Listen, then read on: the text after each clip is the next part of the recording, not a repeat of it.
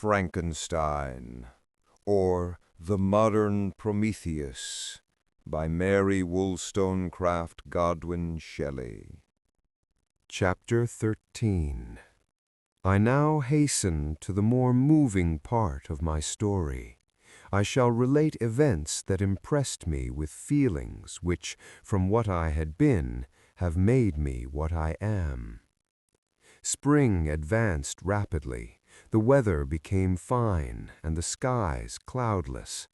It surprised me that what before was desert and gloomy should now bloom with the most beautiful flowers and verdure.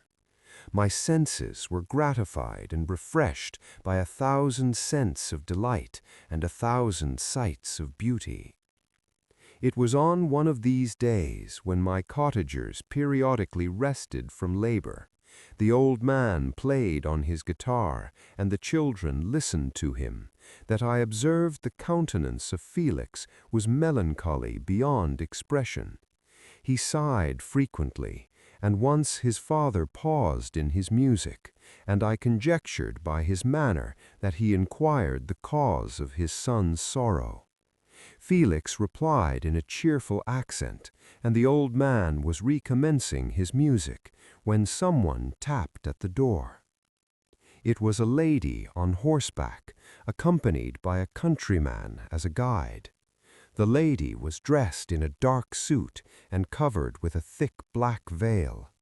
Agatha asked a question, to which the stranger only replied by pronouncing in a sweet accent the name of Felix. Her voice was musical, but unlike that of either of my friends. On hearing this word, Felix came up hastily to the lady, who, when she saw him, threw up her veil, and I beheld a countenance of angelic beauty and expression. Her hair of a shining raven black and curiously braided. Her eyes were dark but gentle, although animated. Her features of a regular proportion, and her complexion wondrously fair, each cheek tinged with a lovely pink. Felix seemed ravished with delight when he saw her. Every trait of sorrow vanished from his face, and it instantly expressed a degree of ecstatic joy of which I could hardly have believed it capable. His eyes sparkled as his cheek flushed with pleasure, and at that moment I thought him as beautiful as the stranger. She appeared affected by different feelings. Wiping a few tears from her lovely eyes, she held out her hand to Felix, who kissed it rapturously and called her, as well as I could distinguish, his sweet Arabian. She did not appear to understand him, but smiled. He assisted her to dismount, and dismissing her guide, conducted her into the cottage. Some conversation took place between him and his father, and the young stranger knelt at the old man's feet and would have kissed his hand, but he raised her and embraced her affectionately. I soon perceived that although the stranger uttered articulate sounds and appeared to have a language of her own, she was neither understood nor herself understood the cottagers. They made many signs which I did not comprehend, but I saw that her presence diffused gladness through the cottage, dispelling her sorrow as the sun dissipates the morning mists. Felix seemed peculiarly happy, and with smiles of delight welcomed his Arabian. Agatha, the ever-gentle Agatha, kissed the hands of the lovely stranger, and pointing to her brother, made signs which appeared to me to mean that he had been sorrowful until she came. Some hours passed thus, while they, by their countenances, expressed joy, the cause of which I did not comprehend. Presently I found by the frequent recurrence of some sound, which the stranger repeated after them, that she was endeavoring to learn their language, and the idea instantly occurred to me that I should make use of the same instructions to the same end. The stranger learned 20 words at the first lesson. Most of them, indeed, were those which I had before understood, but I profited by the others. As night came on, Agatha and the Arabian retired early. When they separated, Felix kissed the hand of the stranger and said, "Good night, sweet Safie." He sat up much longer, conversing with his father, and by the frequent repetition of her name, I conjectured that their lovely guest was the subject of their conversation. I ardently desired to understand them, and bent every faculty towards that purpose, but found it utterly impossible. The next morning Felix went out to his work, and after the usual occupations of Agatha were finished, the Arabian sat at the feet of the old man, and taking his guitar, played some air so entrancingly beautiful that they at once drew tears of sorrow and delight from my eyes. She sang, and her voice flowed in a rich cadence, swelling or dying away like a nightingale of the woods. When she had finished, she gave the guitar to Agatha, who at first declined it. She played a simple air, and her voice accompanied it in sweet accents, but unlike the wondrous strain of the stranger. The old man appeared enraptured, and said some words which Agatha endeavored to explain to Safie, and by which he appeared to wish to express that she bestowed on him the greatest delight by her music. The days now passed as peaceably before, with the sole alteration that joy had taken place of sadness in the countenances of my friends. Safie was always gay and happy. She and I improved rapidly in the knowledge of language, so that in 2 months I began to comprehend most of the words uttered by my protectors. In the meanwhile, also, the black ground was covered with herbage, and the green banks interspersed with innumerable flowers, sweet to the scent and the eyes, stars of pale radiance among the moonlight woods. The sun became warmer, the nights clear and balmy, and my nocturnal rambles were an extreme pleasure to me, although they were considerably shortened by the late setting and early rising of the sun, for I never ventured abroad during daylight, fearful of meeting with the same treatment I had formerly endured in the first village which I entered. My days were spent in close attention that I might more speedily master the language, and I may boast that I improved more rapidly than the Arabian, who understood very little and conversed in broken accents, whilst I comprehended and could imitate almost every word that was spoken. While I improved in speech, I also learned the science of letters as it was taught to the stranger, and this opened before me a wide field for wonder and delight. The book from which Felix instructed Safie was Volney's Ruins of Empires. I should not have understood the purport of this book had not Felix, in reading it, given very minute explanations.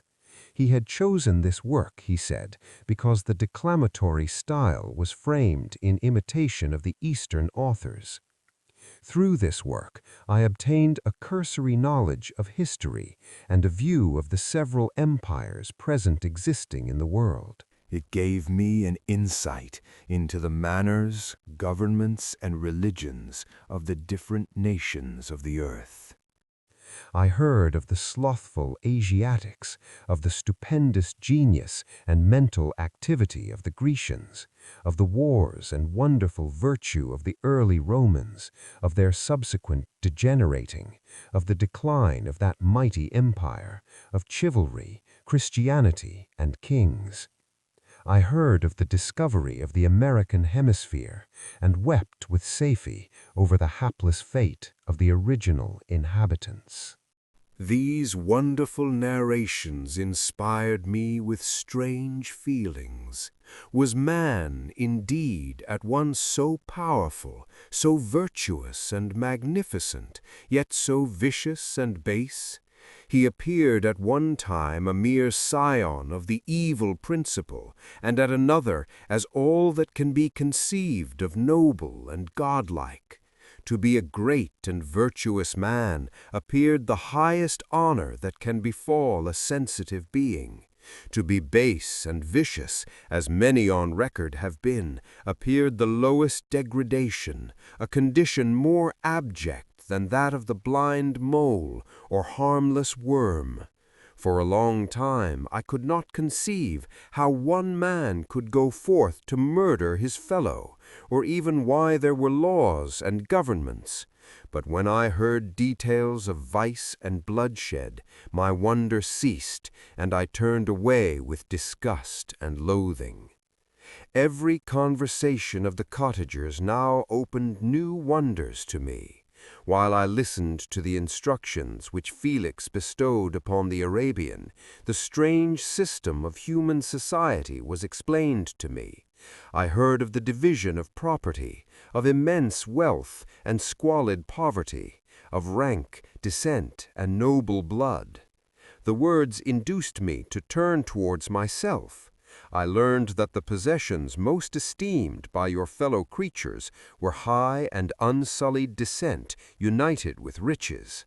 A man might be respected with only one of these advantages, but without either he was considered, except in very rare instances, as a vagabond and a slave, doomed to waste his powers for the profits of the chosen few. And what was I?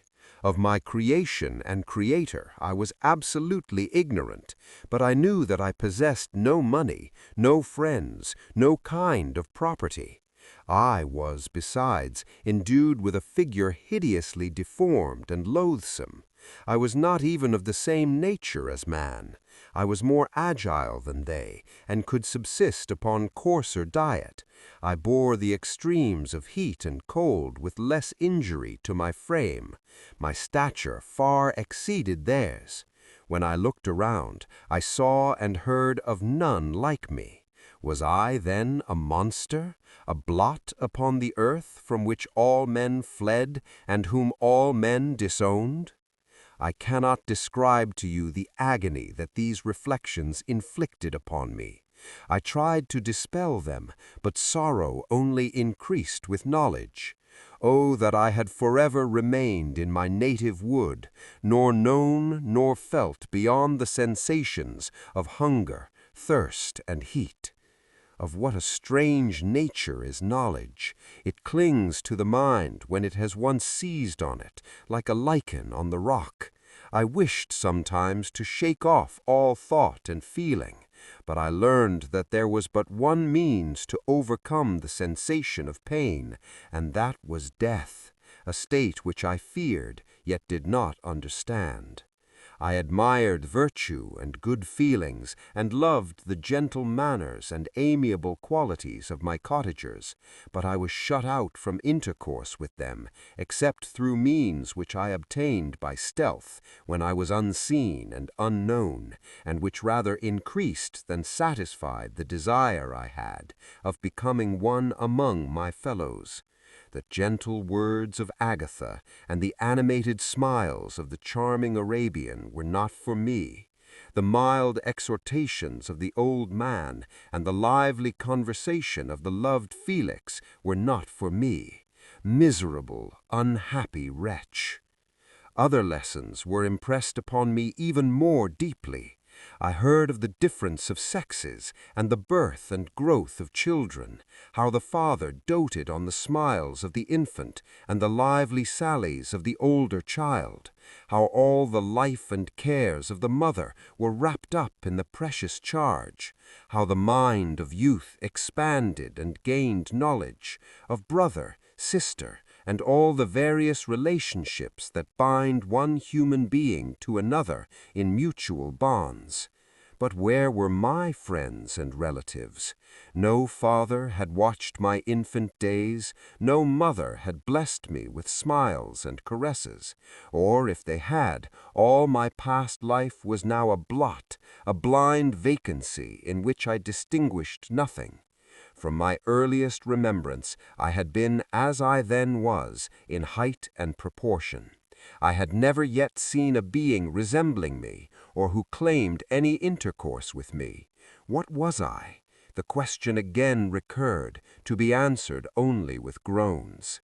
I will soon explain to what these feelings tended, but allow me now to return to the cottagers, whose story excited in me such various feelings of indignation, delight, and wonder, but which all terminated in additional love and reverence for my protectors, for so I loved, in an innocent, half-painful self-deceit, to call them.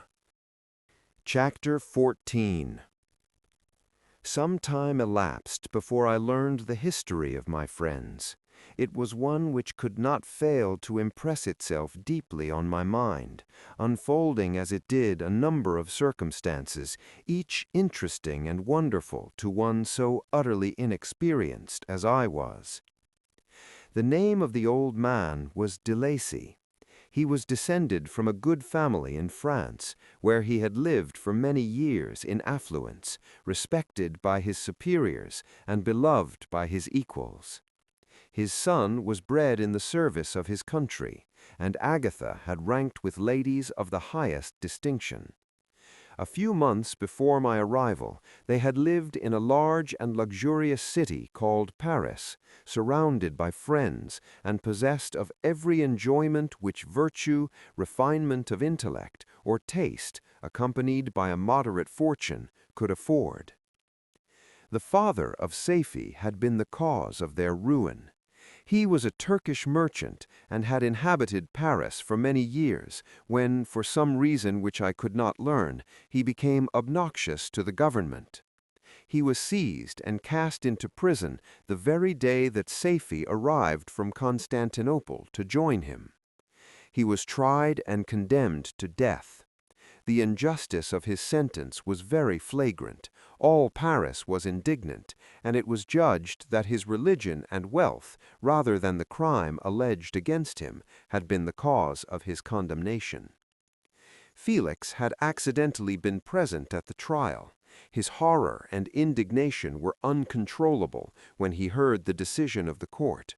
He made at that moment a solemn vow to deliver him, and then looked around for the means.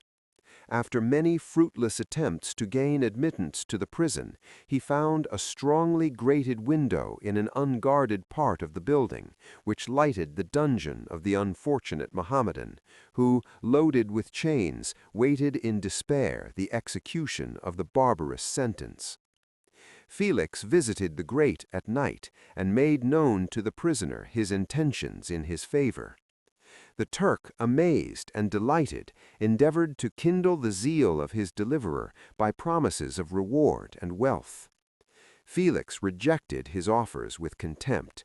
Yet when he saw the lovely Safie, who was allowed to visit her father, and who by her gestures expressed her lively gratitude, the youth could not help owning to his own mind that the captive possessed a treasure which would fully reward his toil and hazard.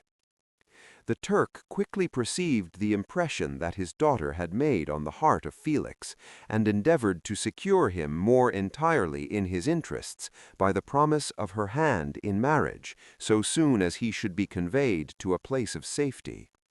Felix was too delicate to accept this offer, yet he looked forward to the probability of the event as to the consummation of his happiness. During the ensuing days, while the preparations were going forward for the escape of the merchant, the zeal of Felix was warmed by several letters that he received from this lovely girl, who found means to express her thoughts in the language of her lover by the aid of an old man, a servant of her father, who understood French. She thanked him in the most ardent terms for his intended services towards her parent, and at the same time she gently deplored her own fate. I have copies of these letters, for I found means during my residence in the hovel to procure the implements of writing, and the letters were often in the hands of Felix or Agatha. Before I depart, I will give them to you. They will prove the truth of my tale. But at present, as the sun is already far declined, I shall have time only to repeat the substance of them to you. Safi related that her mother was a Christian Arab seized and made a slave by the Turks. Recommended by her beauty, she had won the heart of the father of Safi, who married her. The young girl spoke in high and enthusiastic terms of her mother, who, born in freedom, spurned the bondage to which she was now reduced. She instructed her daughter in the tenets of her religion and taught her to aspire to higher powers of intellect and an independence of spirit forbidden to the female followers of Muhammad. This lady died, but her lessons were indelibly impressed on the mind of Safi, who sickened at the prospect of again returning to Asia and being immured within the walls of a harem, allowed only to occupy herself with infantile amusements, ill-suited to the temper of her soul, now accustomed to grand ideas and a noble emulation for virtue. The prospect of marrying a Christian and remaining in a country where women were allowed to take a rank in society was enchanting to her. The day for the execution of the Turk was fixed, but on the night previous to it he quitted his prison and before morning was distant many leagues from Paris. Felix had procured passports in the name of his father, sister, and himself. He had previously communicated his plan to the former, who aided the deceit by quitting his house under the pretense of a journey and concealed himself with his daughter in an obscure part of Paris. Felix conducted the fugitives through France to Lyon and across Mont-Cenis to Leghorn, where the merchant had decided to wait a favorable opportunity of passing into some part of the Turkish dominions.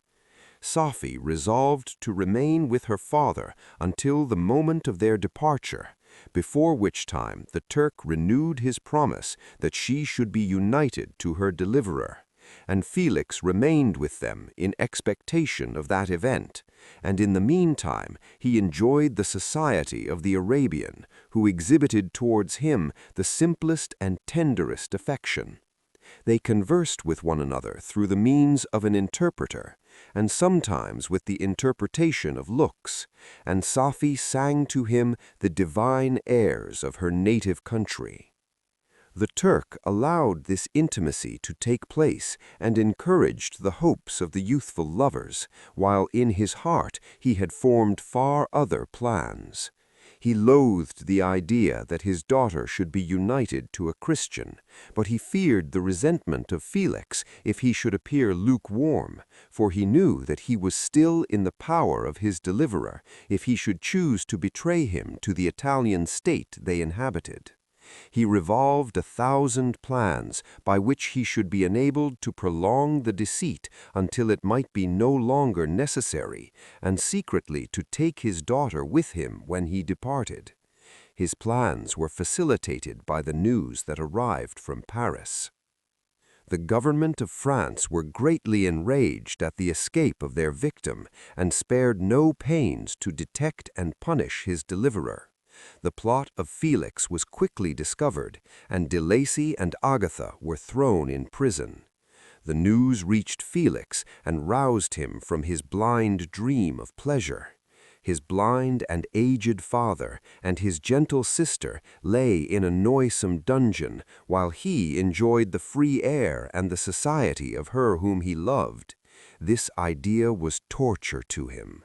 He quickly arranged with the Turk that if the latter should find a favorable opportunity for escape before Felix could return to Italy, Safi should remain as a boarder at a convent at Leghorn, and then, quitting the lovely Arabian, he hastened to Paris and delivered himself up to the vengeance of the law, hoping to free De Lacy and Agatha by this proceeding.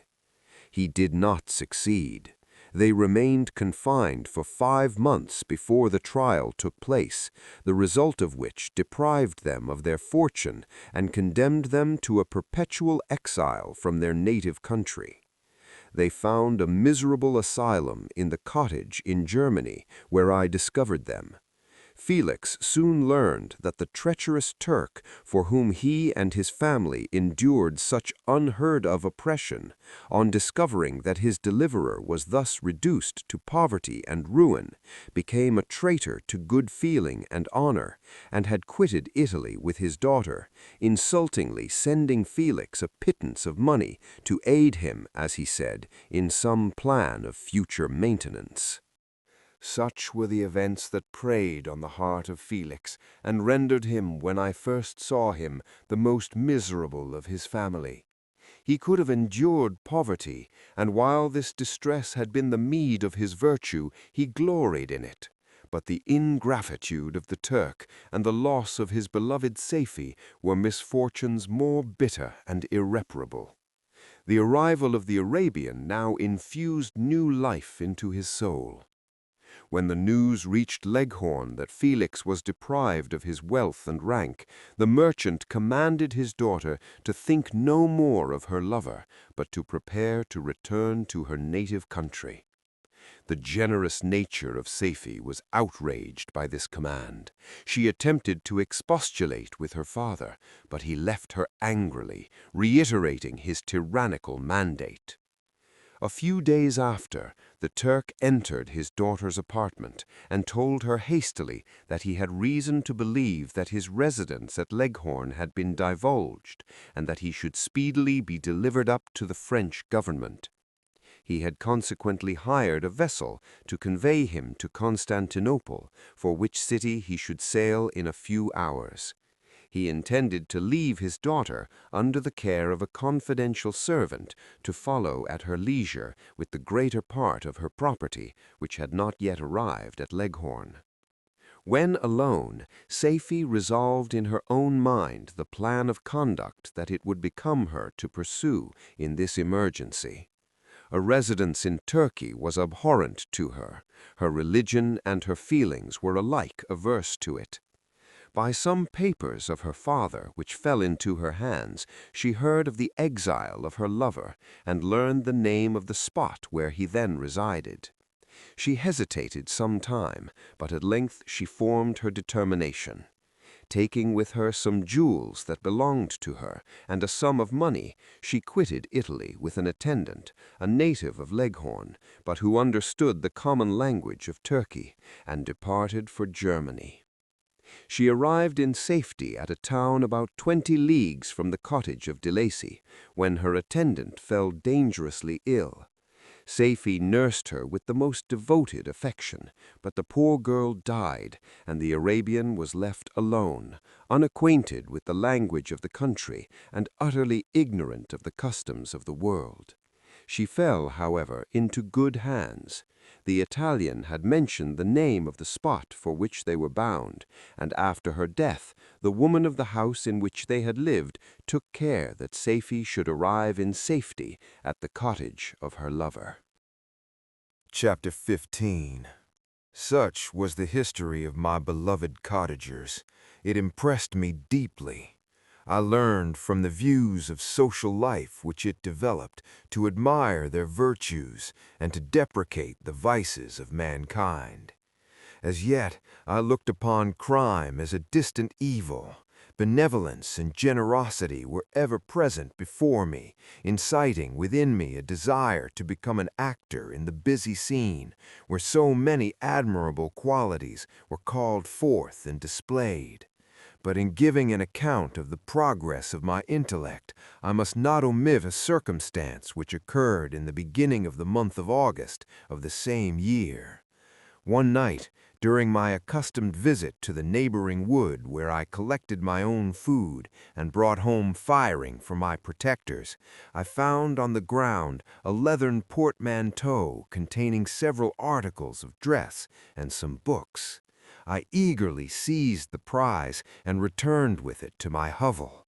Fortunately, the books were written in the language, the elements of which I had acquired at the cottage.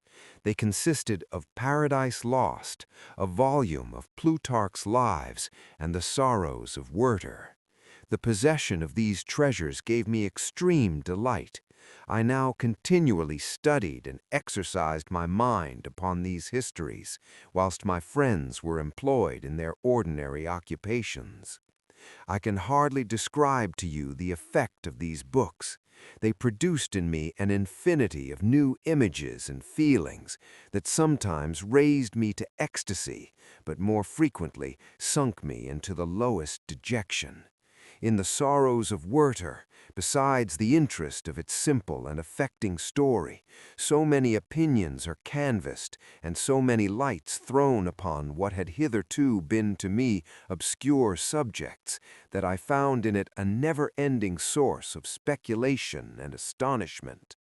The gentle and domestic manners it described, combined with lofty sentiments and feelings which had for their object something out of self, accorded well with my experience among my protectors, and the wants which were forever alive in my own bosom. But I thought Werther himself a more divine being than I had ever beheld or imagined. His character contained no pretension, but it sank deep. The disquisitions on death and suicide were calculated to fill me with wonder. I did not pretend to enter into the merits of the case, yet I inclined towards the opinions of the hero, whose extinction I wept without precisely understanding it. As I read, however, I applied much personally to my own feelings and condition. I found myself similar, yet at the same time strangely unlike to the beings concerning whom I read, and to whose conversation I was a listener. I sympathized with and partly understood them, but I was unformed in mind. I was dependent on none, and related to none. The path of my departure was free, and there was none to lament my annihilation. My person was hideous, and my stature gigantic. What did this mean? Who was I? What was I? Whence did I come? What was my destination? These questions continually recurred, but I was unable to solve them. The volume of Plutarch's Lives which I possessed contained the histories of the first founders of the ancient republics. This book had a far different effect upon me from the sorrows of Werther. I learned from Werther's imaginations despondency and gloom, but Plutarch taught me high thoughts.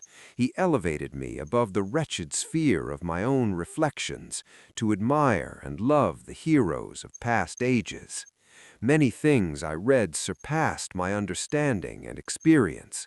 I had a very confused knowledge of kingdoms, wide extents of country, mighty rivers and boundless seas, but I was perfectly unacquainted with towns and large assemblages of men.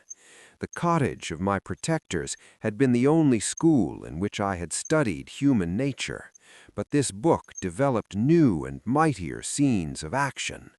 I read of men concerned in public affairs, governing or massacring their species.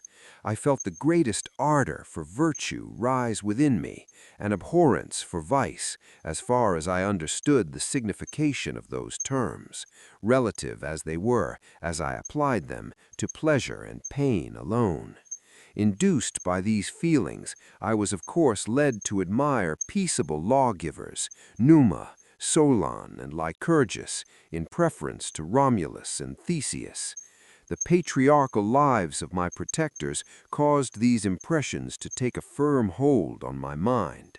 Perhaps if my first introduction to humanity had been made by a young soldier, burning for glory and slaughter, I should have been imbued with different sensations. But Paradise Lost excited different and far deeper emotions. I read it, as I had read the other volumes which had fallen into my hands, as a true history. It moved every feeling of wonder and awe that the picture of an omnipotent God warring with his creatures was capable of exciting. I often referred the several situations, as their similarity struck me, to my own. Like Adam, I was apparently united by no link to any other being in existence, but his state was far different from mine in every other respect. He had come forth from the hands of God, a perfect creature, happy and prosperous, guarded by the especial care of his Creator. He was allowed to converse with and acquire knowledge from beings of a superior nature, but I was wretched, helpless, and alone. Many times I considered Satan to be the fitter emblem of my condition, for often, like him, when I viewed the bliss of my protectors, the bitter gall of envy rose within me. Another circumstance strengthened and confirmed these feelings. Soon after my arrival in the hovel, I discovered some papers in the pocket of the dress which I had taken from your laboratory. At first I had neglected them, but now that I was able to decipher the characters in which they were written, I began to study them with diligence. It was your journal of the 4 months that preceded my creation. You minutely described every step you took in the progress of your work. This history was mingled with accounts of domestic occurrences. You doubtless recall these papers. Here they are. Everything is related in them which bears reference to my accursed origin.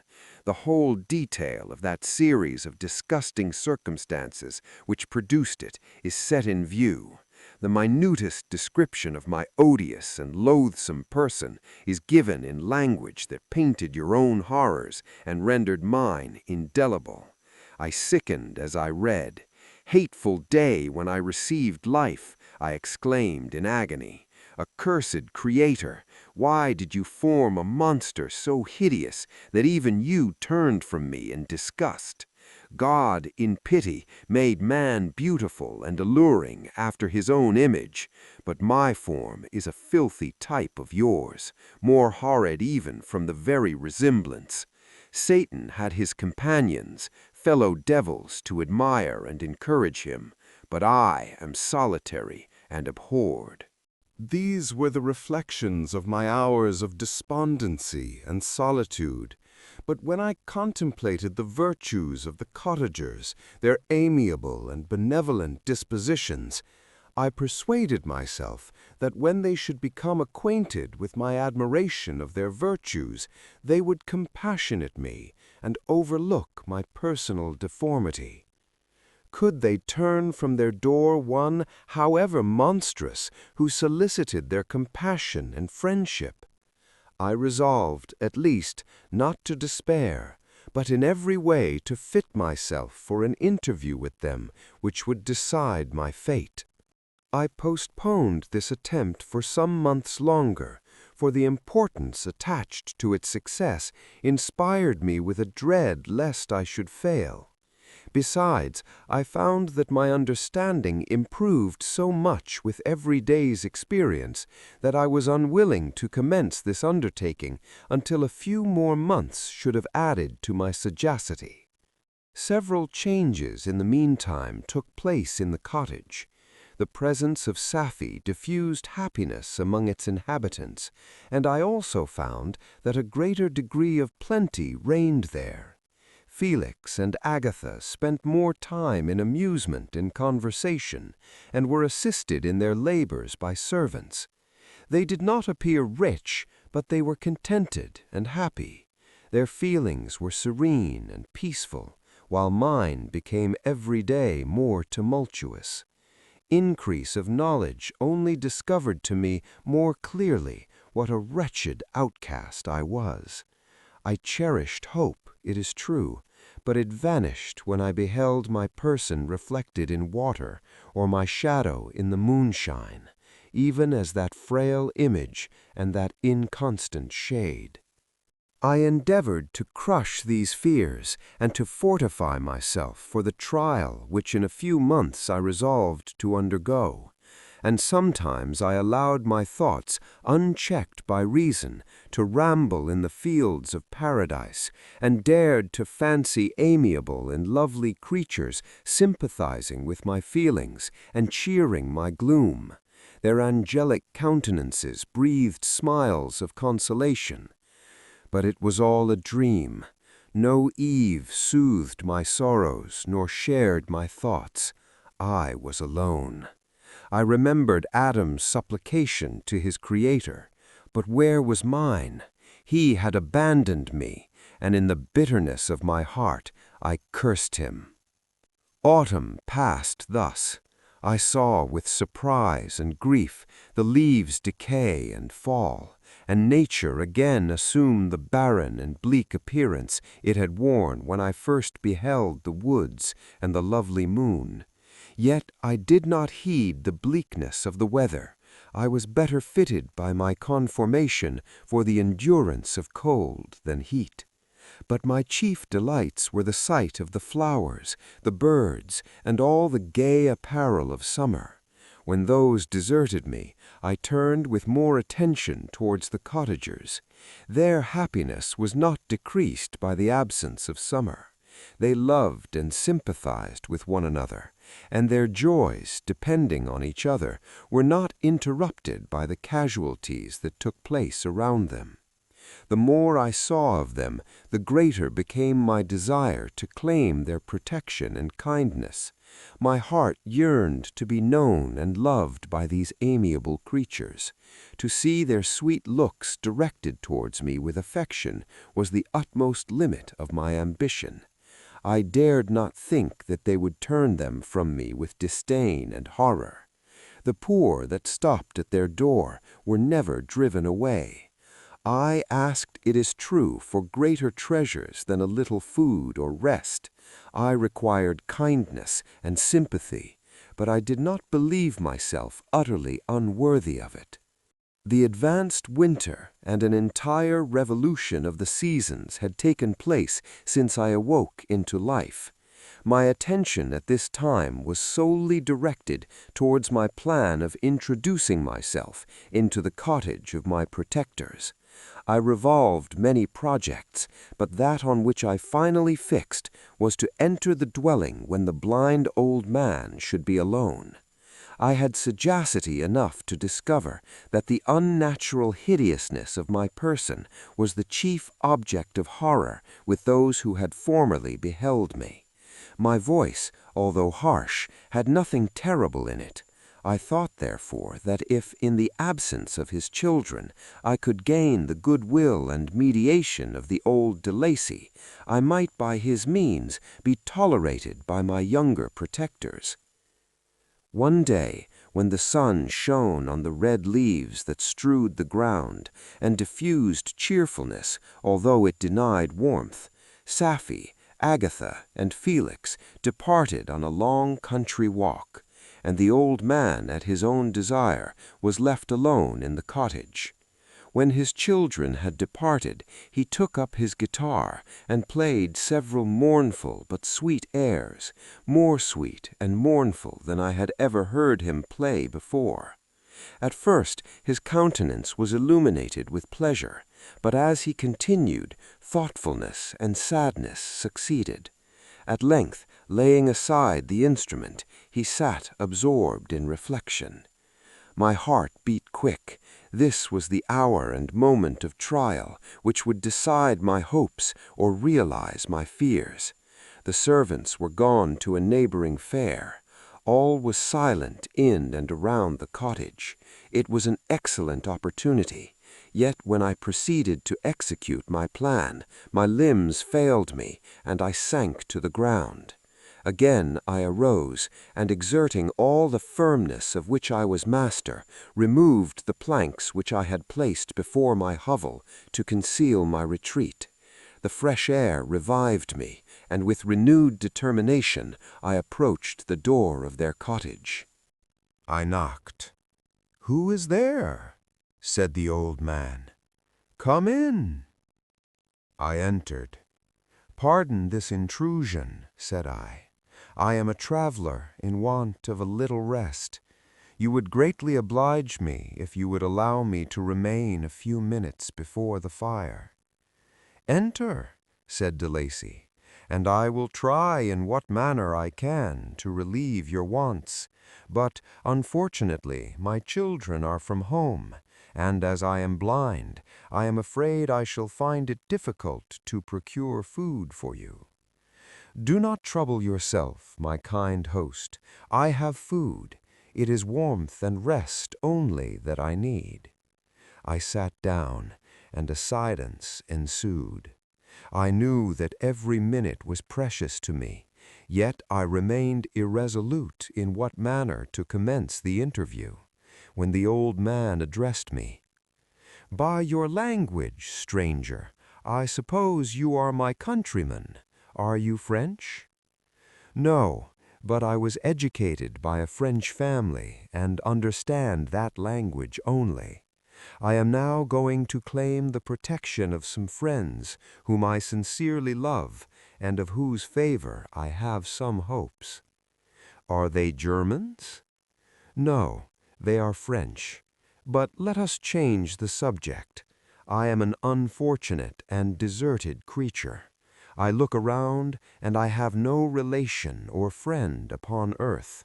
These amiable people to whom I go have never seen me and know little of me.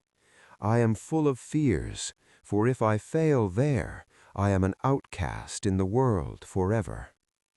"Do not despair. To be friendless is indeed to be unfortunate, but the hearts of men, when unprejudiced by any obvious self-interest, are full of brotherly love and charity. Rely, therefore, on your hopes, and if these friends are good and amiable, do not despair. They are kind, they are the most excellent creatures in the world, but unfortunately they are prejudiced against me. I have good dispositions.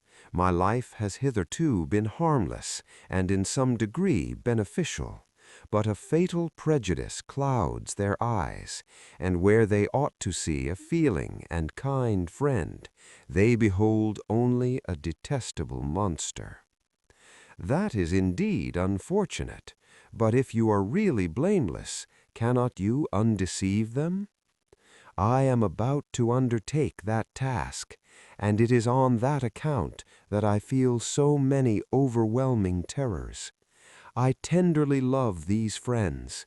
I have, unknown to them, been in many months in the habits of daily kindness towards them, but they believe that I wish to injure them, and it is that prejudice which I wish to overcome." "Where do these friends reside?" "Near this spot." The old man paused, and then continued, "If you will unreservedly confide to me the particulars of your tale, I perhaps may be of use in undeceiving them. I am blind, and cannot judge of your countenance, but there is something in your words which persuades me that you are sincere. I am poor and an exile, but it will afford me true pleasure to be in any way serviceable to a human creature." "Excellent man, I thank you, and accept your generous offer. You raise me from the dust by this kindness, and I trust that by your aid I shall not be driven from the society and sympathy of your fellow creatures." "Heaven forbid, even if you were really criminal, for that can only drive you to desperation and not instigate you to virtue. I also am unfortunate. I and my family have been condemned, although innocent. Judge, therefore, if I do not feel for your misfortunes. How can I thank you, my best and only benefactor? From your lips first have I heard the voice of kindness directed towards me. I shall be forever grateful, and your present humanity assures me of success with those friends whom I am on the point of meeting. May I know the names and residence of those friends?" I paused.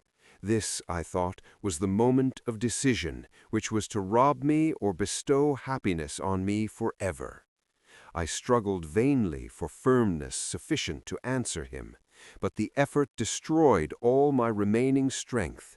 I sank on the chair and sobbed aloud. At that moment I heard the steps of my younger protectors.